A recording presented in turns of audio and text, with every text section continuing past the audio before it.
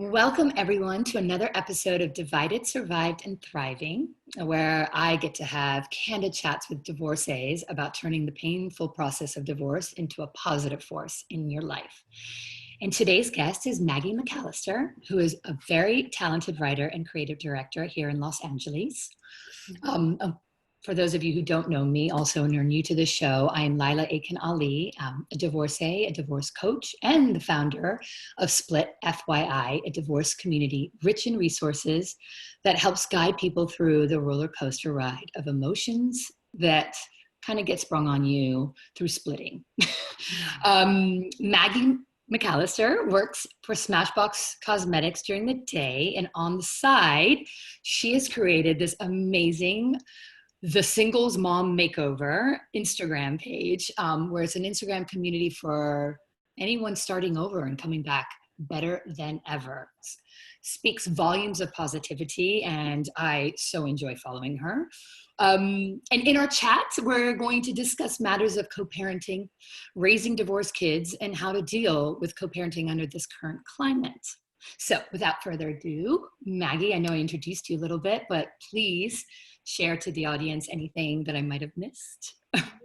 Oh, thank you for that lovely, lovely introduction. At the Single Mom Makeover is indeed for anybody coming back from a divorce or a separation. And it's for that period after the really, really hard stuff, after the slog of how are we going to pull apart? How are we going to hammer out this agreement? You know, I mean, there's a Ben and Jerry's and Pinot Grigio period of time in which you do what you need to do to get through it. I'm already picturing myself, and I'm remembering myself eating that and drinking that. Yeah. Perfect. And being a hot mess, maybe without the hot. But after the dust settles, typically there is a moment of, okay, now what? You know, you've made it into your new home, let's say, and you've got this fresh start, or you know. And so when I first got divorced, my son was so tiny. He was only 2. And I thought, okay, my main job is to keep him alive and keep me relatively sane. That's like all I can do for the first year, you know. And then I started to kind of find my groove. And eventually I thought, okay, I've got to find a way to take better care of myself so that I can do this huge, huge job, in addition to my actual job that I get paid for. And the key to that was adding some self-care.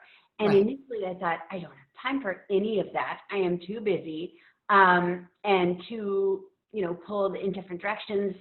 But that was the exact problem. You know, I wasn't resting enough. I wasn't fueling myself in the right ways. I wasn't working out in ways that made me feel powerful and calmer and good, you know, and you're all prioritizing yourself. Yes, exactly. So all those common thread. that I would even prescribe for my child, like, hey, I'm really tired. Let's make sure we get you in bed at a decent hour, or is that really the best choice for lunch, or whatever, you know. All of those things they're true for us too. And the more you can bake those into your routines, I think the stronger and better you'll be as you navigate whatever curveballs are coming your way. And they just keep coming. And 2020 is a perfect example of that. Oh yeah. It's the icing on the cake, let me tell you. But in fact, I actually, when, you know, the COVID apocalypse happened, I was like, this is actually bringing back a lot of those same feelings I had with during divorce. So yeah, you definitely, listen, these are challenging moments, but it doesn't mean that they're over and they're going to come back again. And, you know, we have to prepare ourselves. And I love what you said about remembering to prioritize yourself, and how you would treat your child is how you should treat yourself. And like we often, or how you would advise a friend even. And the reason that I started this project is that I instantly saw, oh, there's some white space here. Like that energy that used to go into my relationship, that time is now open. So it could be anything. And I just for me, that was delicious. That idea that it could go into your career, or a hobby, or your health, or a fitness goal, or travel, or, you know, like any number of things that just didn't make the cut in your former life. Now those all of that is on the table. So I think that can be really fun.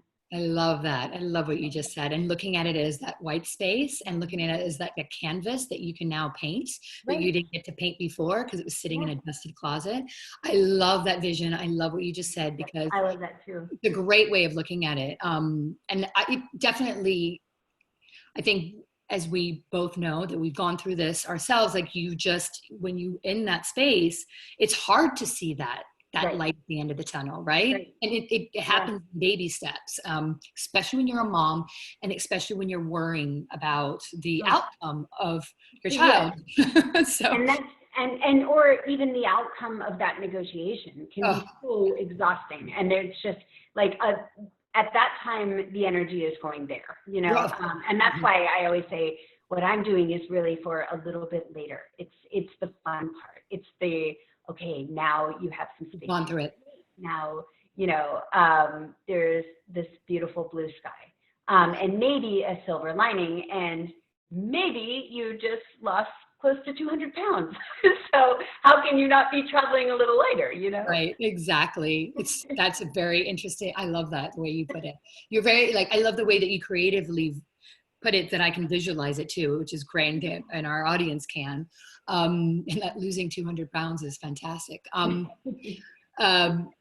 but so going through it, so we know that you know, your community is mostly for people who have already gone through that painful process and kind of going, okay, what now? Because it's Yeah. sucked the living energy out of you for so long that you're going, oh my God, you're almost like a deer in headlights and you don't know what direction to go in.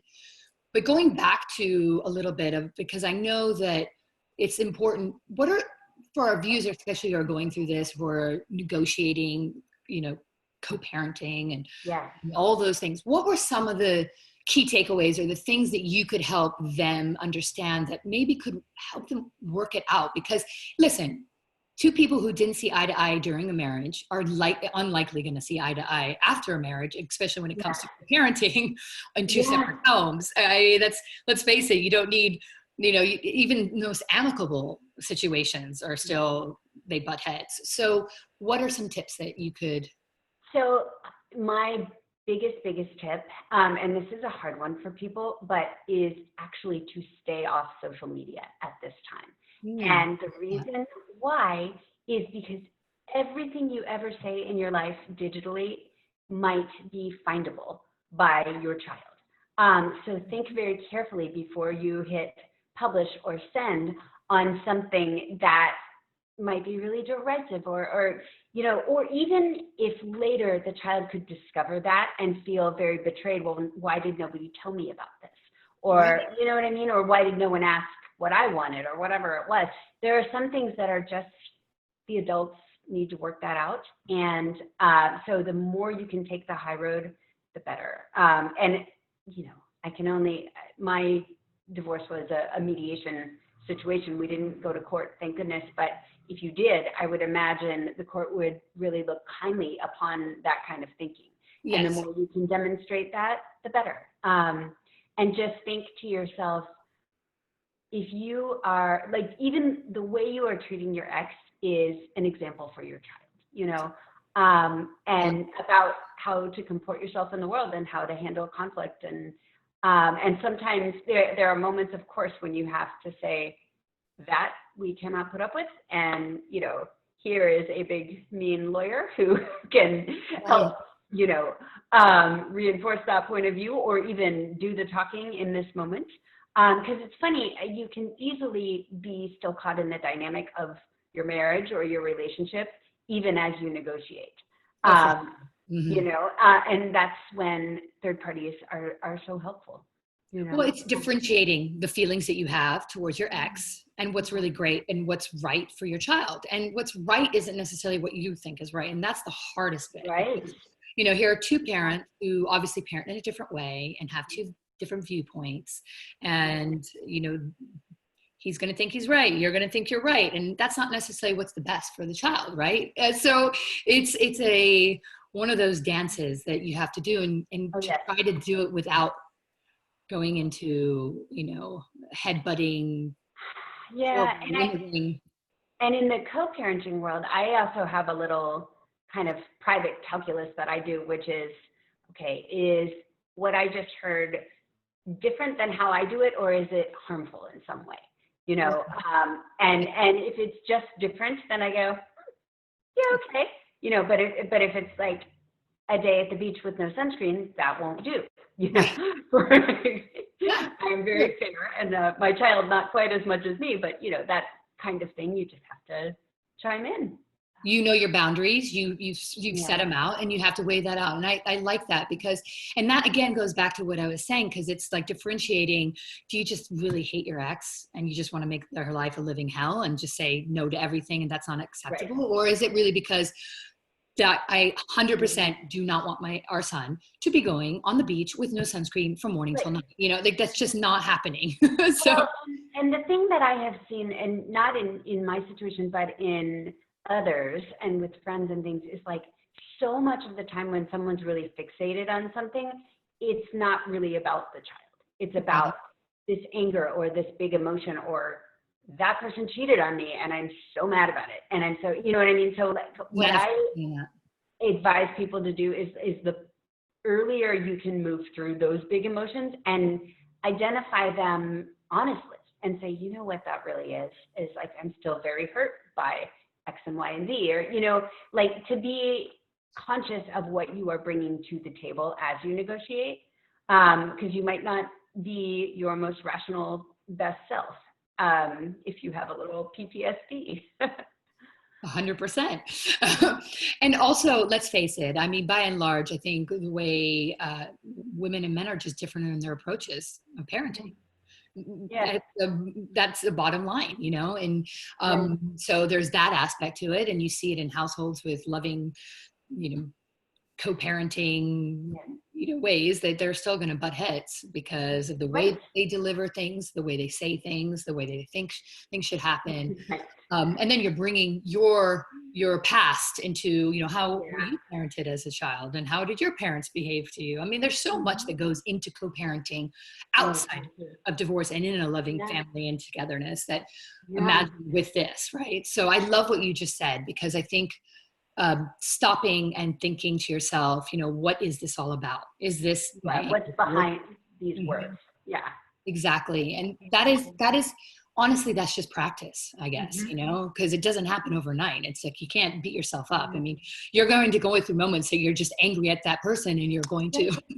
Right. It's true. It's true. And it really, that's not even limited to divorce. I mean, if you can step back from any situation and say, how am I feeling about all this? Am I afraid of something? Am I angry? Was I hurt by this? Or, you know, and it's a good thing to teach your kids too. I agree. That's something also what I found helpful was a lot of times when I've heard, I mean, my daughter's a little older than your son, but I know that, you know, the back will daddy's house, I can do this, or daddy says I can do that. I said, you know, I understand that your father and I see eye to eye in a lot of things, but how he operates his homes is not going to be 100% exactly the way I do. And he might say things that are different, but it's coming from the same place. We both love you. We both care for you.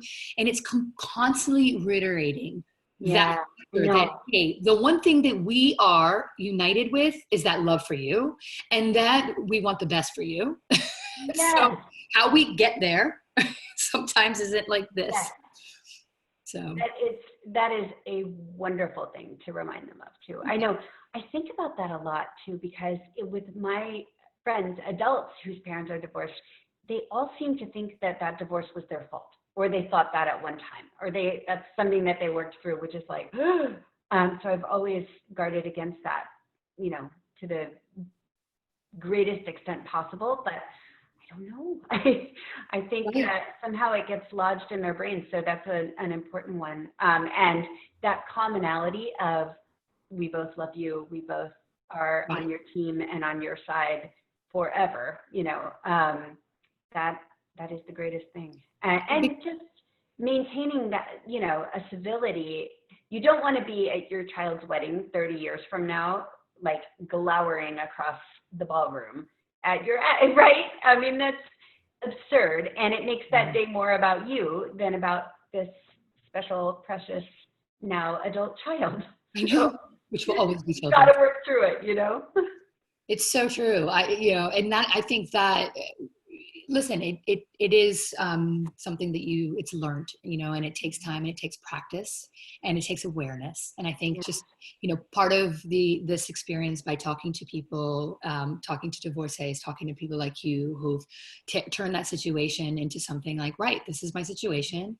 We're going to make the best of it. We're going to stay focused on my child and what's the best for him in your case. And, I think it's planting the seeds. I always say that, and I always say this in every episode. With the hopes that anybody who's listening, they might not be ready to accept that and might not be able to like switch it off their gears and turn that anger into something that's right. Obviously it's not that easy, and I totally get it. Or it's not time yet for that. It's not time yet.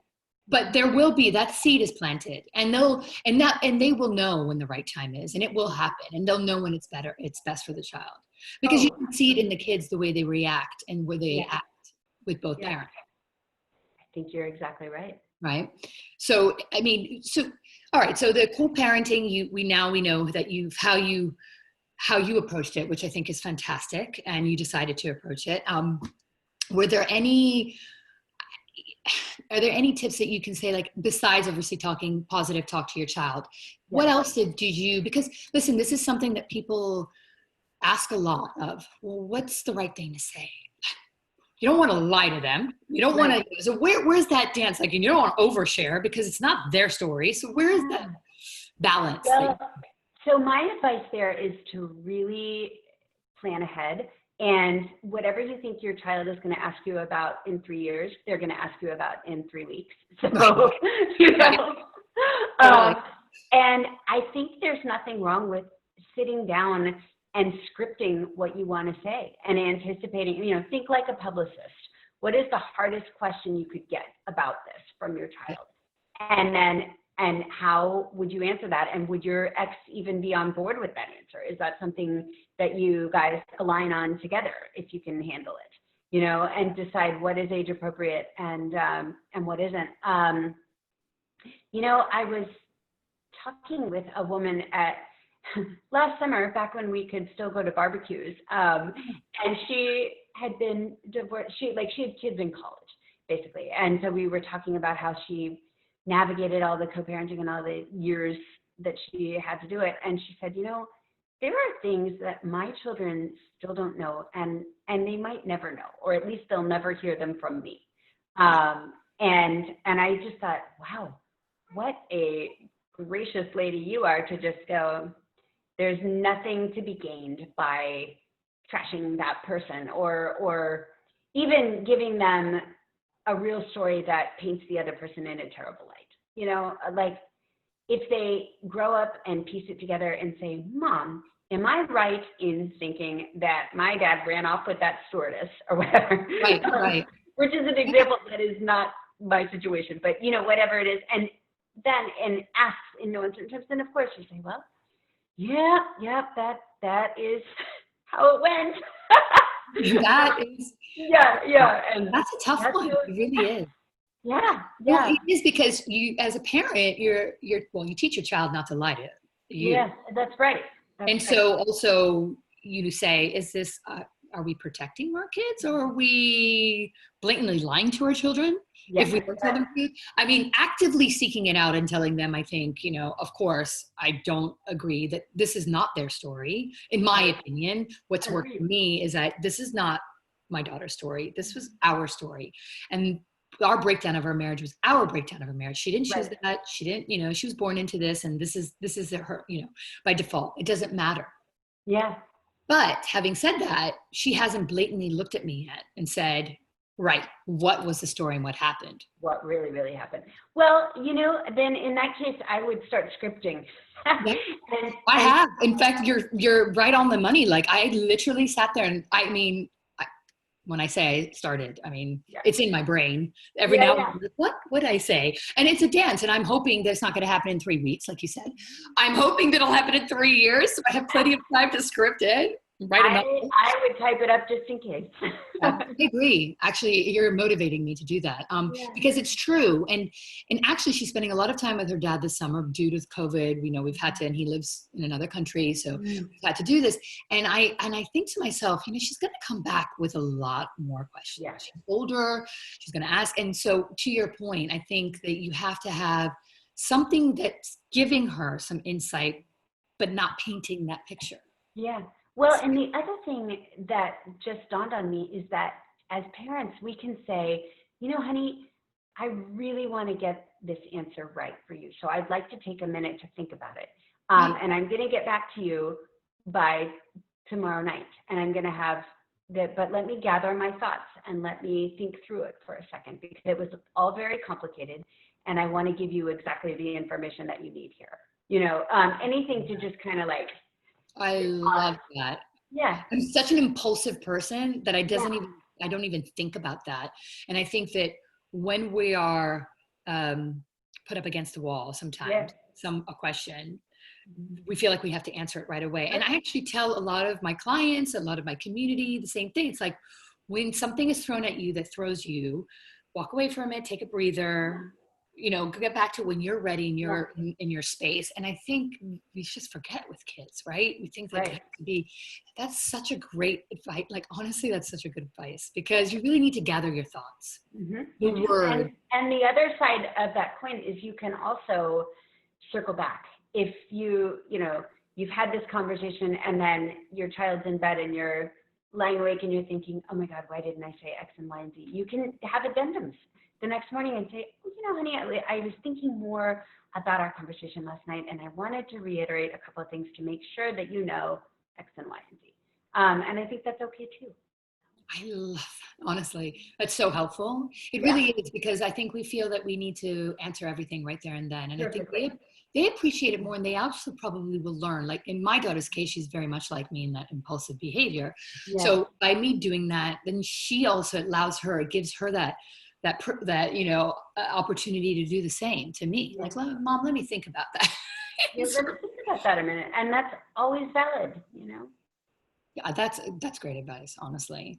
Okay, so I love what you've done with, the co-parenting and the discussions with your children, like that way, your son, that I think is, obviously it's taking the high road. I know it's not easy. You don't get there fast.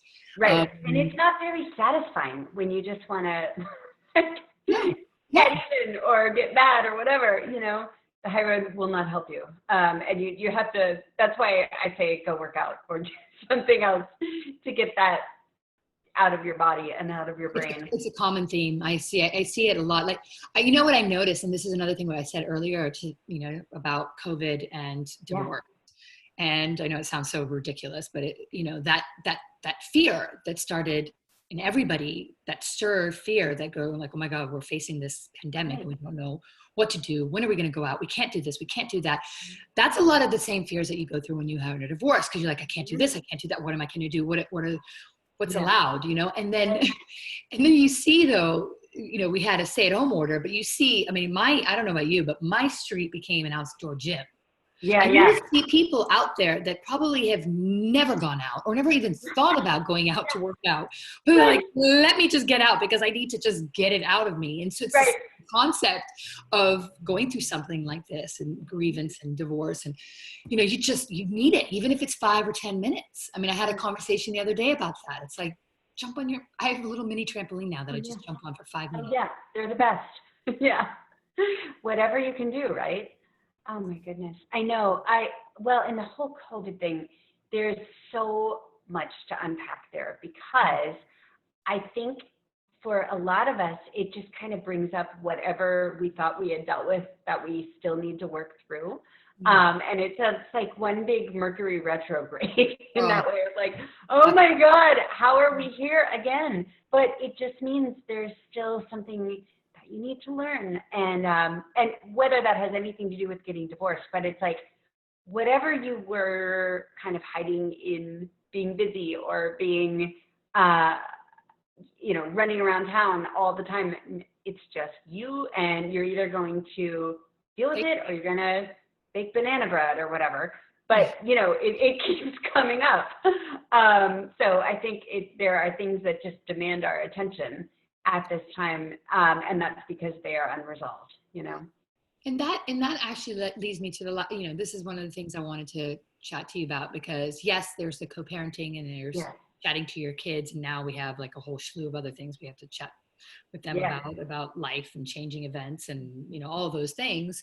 But your unresolved issues with your ex, now they're always going to be there, even though you found a groove and you figured out how to co-parent. You guys have a contract sometimes, in some cases, whether it's through the court or not, there's an understanding. But then COVID happens, and like all of a sudden, well, you can't really stick to something like that because they're so now everyone's working from home, or there's two homes, and how are you leading your house? So what helped you navigate with that? And did it did it open Pandora's box, or were you able to kind of? I mean, I think if anything, it is a time to be more gracious and more forgiving, knowing that whatever craziness you're experiencing, your ex is too. And people are under tremendous work stress. Maybe they're losing jobs, or they're not, can't provide in the same way, or they're climbing the walls at home, or whatever it is. And so bringing all of that to your negotiations is tricky. That said, there's one thing that I'm very firm on, and it is that we don't change the agreement, the one that is filed with the courts, without going through a whole formal process.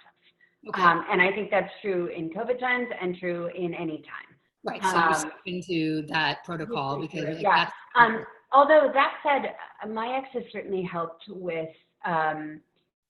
he did, when we were homeschooling, he did 2 days a week and I did 3. So there was, there was some wiggle room there. And and that was a little different than our current agreement. But anything beyond that, and like with extra overnights and stuff, is like, I think we need to talk through this with a neutral third party before we do anything drastic here. Right. Well, and that goes down to, and this is what you highlighted on, is the boundaries thing. So, it depends on where you're at in the process and where you're at now, along the way and after your divorce. Boundaries are there for a reason. We go through this rigorous court system, or mediation, whatever way you go through to get to a negotiation that's an ongoing negotiation, which again, it's never over. There's always something to go negotiate. Right. But the boundaries, I think when you stipulate them and when you go outside of them, it's like anything, then all of a sudden they kind of fall apart, and then all that feeling of angst starts coming back for both parties in a way, because what does that mean? Can I do this? Can I do that? And then we're testing, and then we're testing at each other, and then it goes all back. So you work so hard on getting to a place that I know where you stand, you know where I stand, all these things, and then boom. So, and it doesn't work for everyone. Now I've gotten to a place with my ex-husband, I mean, it's 11 years, and we are in a position now that we can give and take a little bit more, because we're not overstepping. And also, these are unforeseen circumstances, and he does live in another country, so that it's not one to step across the border. Right, exactly. There's not one formula, right? So for everybody. But I like what you said, because I think too often what we think is, oh yeah, okay, we can do that. But then we have to remember then those boundaries are crossed. And once they're crossed, then be prepared. But that could be a whole nother slew of negotiations down the road. Exactly. So I best to stick with it as much as you can, but also be as kind as possible and understand that other person may really be struggling. Yeah. I like that, and it is very hard to do, but it is, when you're still angry or so forth, but it's humanizing. But that's a different issue, right? That is not about what is happening now in COVID. That is about what happened with the stewardess or whatever. You know what I mean? I love it. The stewardess. Well, clearly no one's going in air right now, so that's right. So that story is not going to be around for a while. Exactly. Traveling anymore. Yeah. Oh wow. It is. You're safe for now.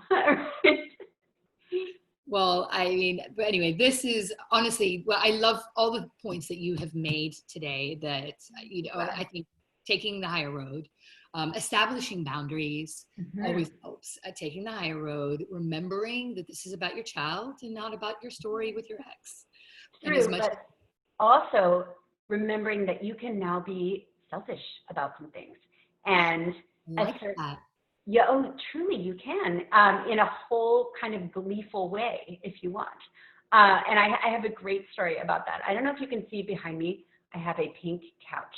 I, I, And I see it. that's because my current apartment is an homage to femininity and to no compromises because I don't have to do that here in my life at this time.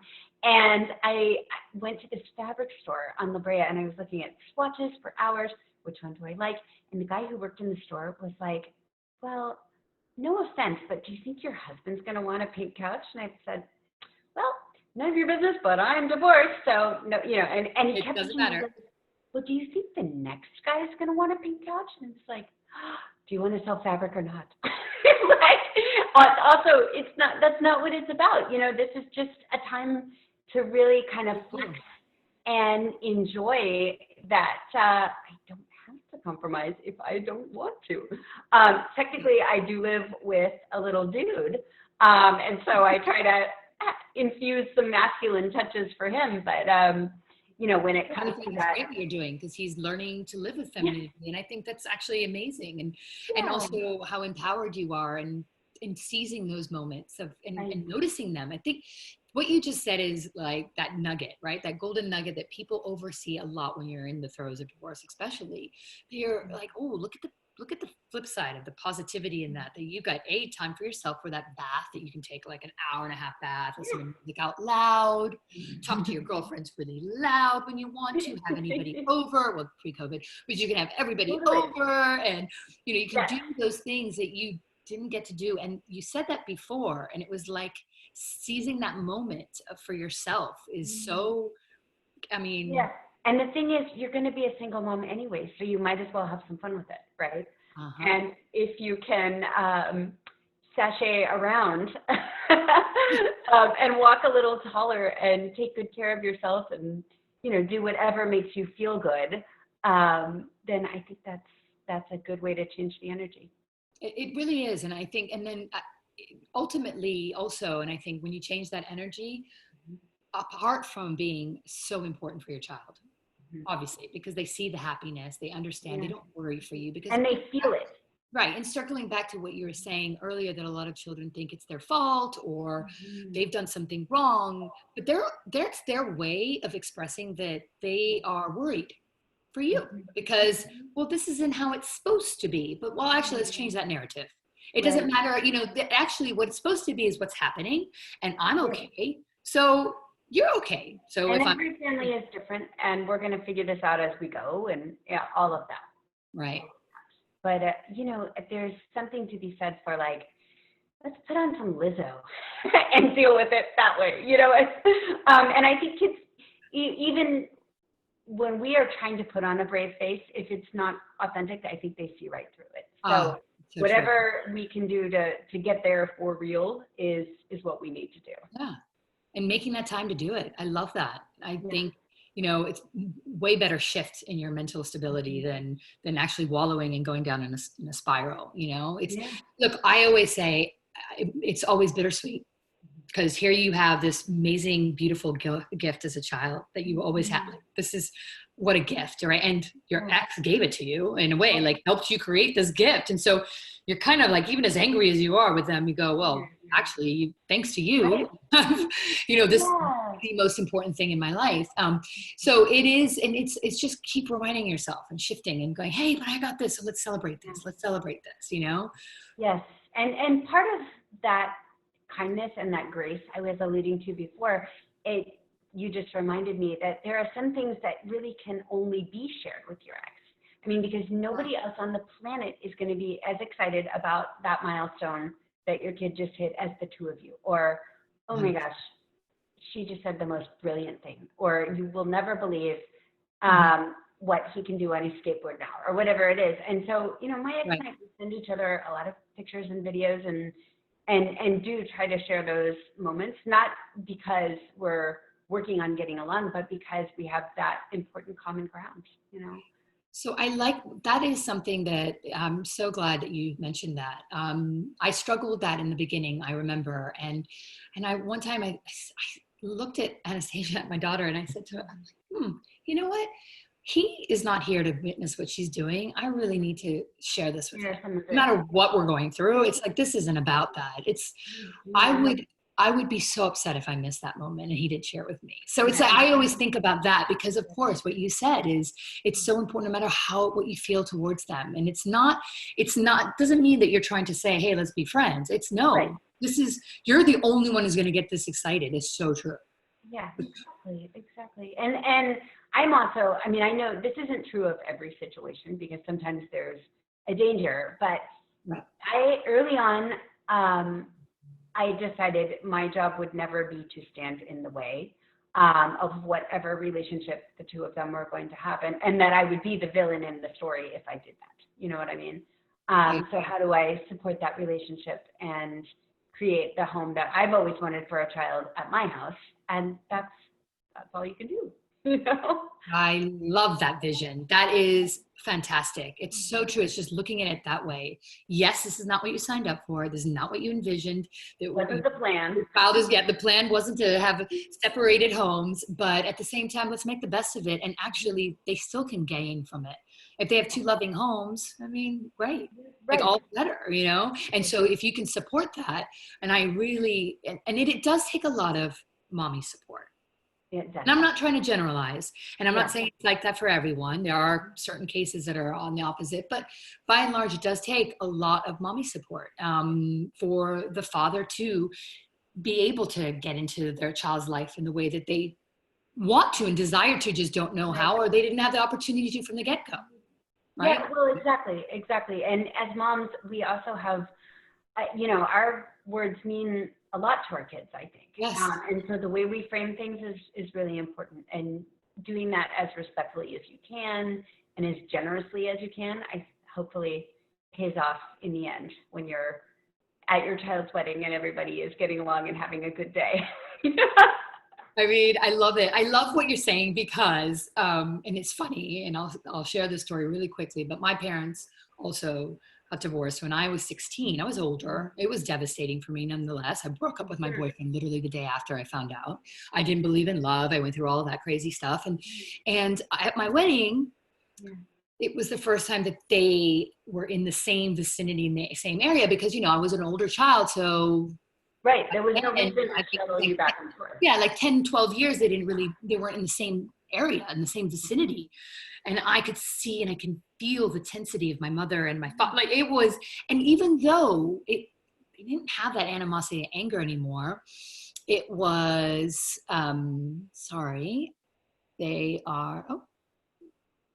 something is happening. Oh, and I Zoom. Yeah, it's on back. Sorry, technical difficulty. Yeah, but they, I just remember how I felt. Oh, are you there? Oh, I'm here. Oh, okay. Sorry. I don't know where you disappeared. I'm having always technical problems. It's hilarious.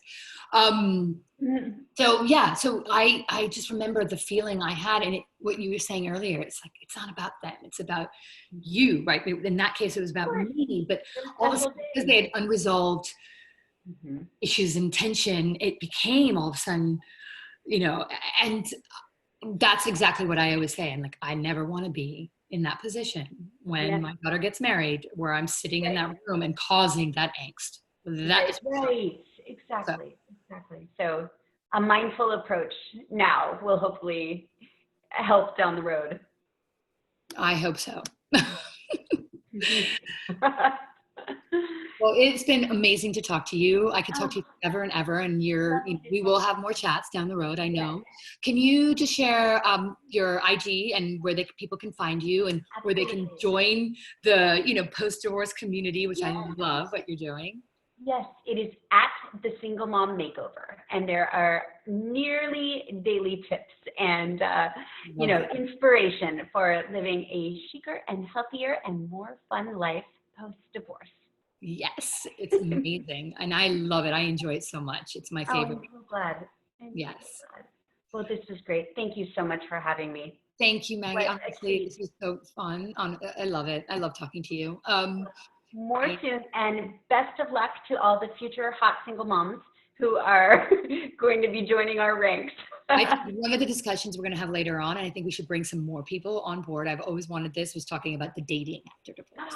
Oh, I would love to talk about that. I think so. I think, and I just get like some input. I think that will be one of our future episodes, is a little bit about navigating that, you know, success stories, non-success stories, whatever it is. But I think that will be, I definitely have thoughts.